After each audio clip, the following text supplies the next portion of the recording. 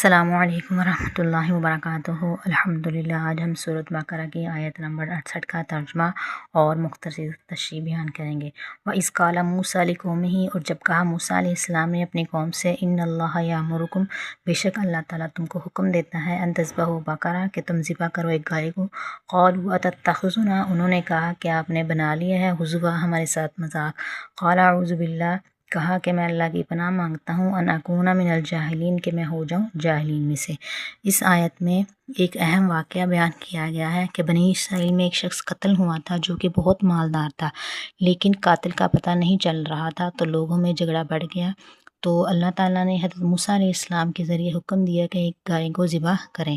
بنی اسرائیل کو چاہیے تھا کہ فوراً اللہ کا حکم مان لیتے، لیکن انہوں نے حکم ماننے کی بجائے کہا کہ آپ ہم سے مذاق کرتے ہیں، یعنی انہوں نے سوال قاتل کے بارے میں کیا تھا، تو حضرت موسیٰ علیہ السلام نے ان کو جواب یہ دیا تھا کہ گائے کو ذبح کرو، مطلب حضرت موسیٰ علیہ السلام کا جواب جو تھا وہ سوال کے خلاف تھا، اس لیے انہوں نے کہا کہ آپ ہمارے ساتھ مذاق کرتے ہیں۔ تو حضرت موسیٰ علیہ السلام نے کہا کہ میں مذاق نہیں کرتا، میں تو جاہلوں میں سے اللہ کی پناہ مانگتا ہوں، یعنی اللہ کے نبی کی طرف سے دیے گئے حکم میں مذاق نہیں کرتے۔